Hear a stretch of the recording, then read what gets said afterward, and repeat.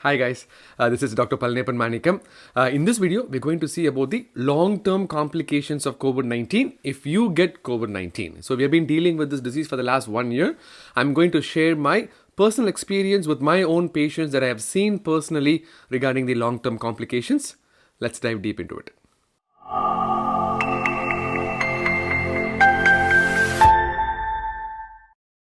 So to understand this, we need to know how a COVID-19 virus can affect an individual in different ways, right? So there are three separate categories. The first category is like a mild symptom.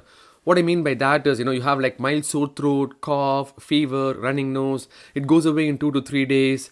Second is moderate. Moderate category is where you develop pneumonia, for which you need antibiotics, and the disease is a little bit protracted, maybe like 5 to 7 days. And the third patients are the severe category, where you have end up in breathing problems, that your lungs is completely damaged, that you cannot breathe on your own. So we need to put some artificial breathing machines to inflate air into your lungs to keep you alive. So we know that for moderate category and severe category of patients, there is a higher probability of lung damage, which will lead to scar tissue down the road. Unfortunately, lungs will not recover the tissue by itself. Lung tissue is not like Simbu fans. We keep hit by a series of flop movies, but we still come back to see him again. Lung tissue cannot tolerate that. Once scar tissue is done, there is no chance that it's going to come back. So in this video, we are not going to focus on moderate or severe category of patients. We are going to focus on those mild category of patients where they got infected 2 to 3 days and they got better. What happened to them on a long-term basis? I'm going to share 3 personal stories of my patients based on what I have seen in the last 1 year so that we can learn from them as well. The reported long-term complications include medication side effect. Around June or July of 2020, we realized that if we give steroids, prednisone, decadron, all belong to the same category of medications. If we give that to any patient with COVID-19, they recover faster. Though prednisone help in recovery of COVID-19, it also have some side effects. The most important side effect is it increases the blood glucose levels. If you are a diabetic to start with, it is a nightmare. You need to measure your glucose levels because it's going to be high. You need to adjust your insulin dosage or medication dosage accordingly. If you are not a diabetic, there is a likelihood that you might develop diabetes in future if you are having an insulin resistance to start with. So that possibility is still there. Second, if you are a hypertensive, if you have high blood pressure, steroids can actually increase the blood pressure, and which will need an adjustment of your blood pressure medications as well. Third, steroids can also cause insomnia, which means you cannot sleep at night. Most of us cannot sleep at night anyways because we keep on scrolling the WhatsApp and the blue light enters the retina before we go to sleep. That's a different topic, but in general, if you get steroids, that sleeplessness will get worsened. So these are the side effects associated with medications that we give to treat COVID-19.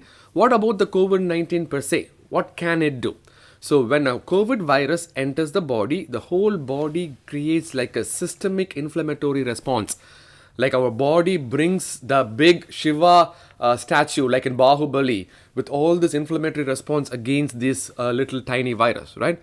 So once we fight it off, and that's why you get recovered in 2 to 3 days, all these big inflammatory response in your body doesn't know what to do, and it starts affecting your normal organs. That will include your heart, your lungs, and also your brain.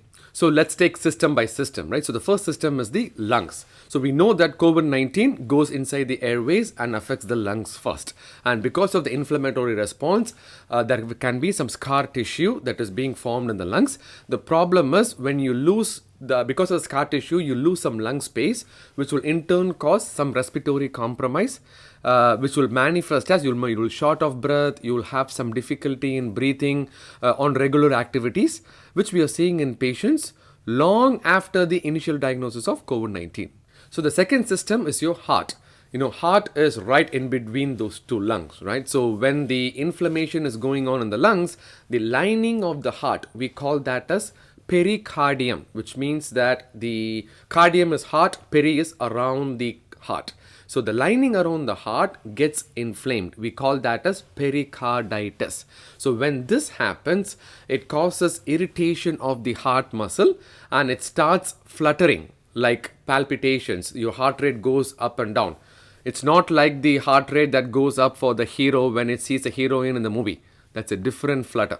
And the third system is neurological system. So similar to the antibodies affecting other organ systems, the antibodies can also penetrate the central nervous system and can cause some kind of inflammation. And that one of the presentation of COVID-19 is lack of smell. So as we talked in the past. So many patients have not recovered their smell. Sometimes it can cause headache and also cause some anxiety and migraine attacks that have been reported as well. So these long-term side effects have been reported throughout the world, right, for the whole course of 1 year. I'm going to tell you personally the 3 patients that I've seen so far. So number one, he's a 32-year-old young marathon runner. He used to run half marathons and marathons like every month. And after COVID-19, like 4 or 5 months after, now he cannot even run 5 miles and he ends up being short of breath right away. It has to do something with the decreased lung space at the time of COVID-19 infection. And still we are trying to know more about what exactly happened. So the second person was a 28-year-old female who was so good in gymnastics and she could not balance herself, started having tremors in her hands like 5 months after the initial COVID-19 infection, to a point that she needed to stop going to gymnastics altogether.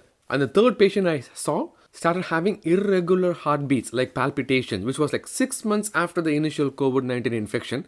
And we know that it has to do something with the current presentation because 6 months before, when he was presenting with COVID-19 symptoms, in the blood work, we could see that his heart muscle has been damaged or injured because of COVID-19 infection. So there are multiple other reports like people feeling tired, people feeling anxious, people not recovering their sense of smell, people all sleeping most of the day.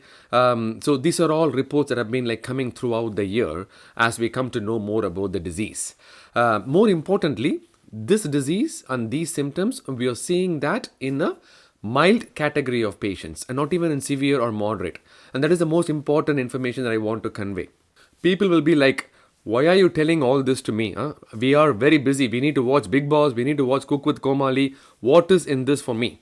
So the main reason I'm trying to convey all this is you need to understand this long-term complications even for milder patients because this factor should come into decision-making process whether you are getting vaccinated or not.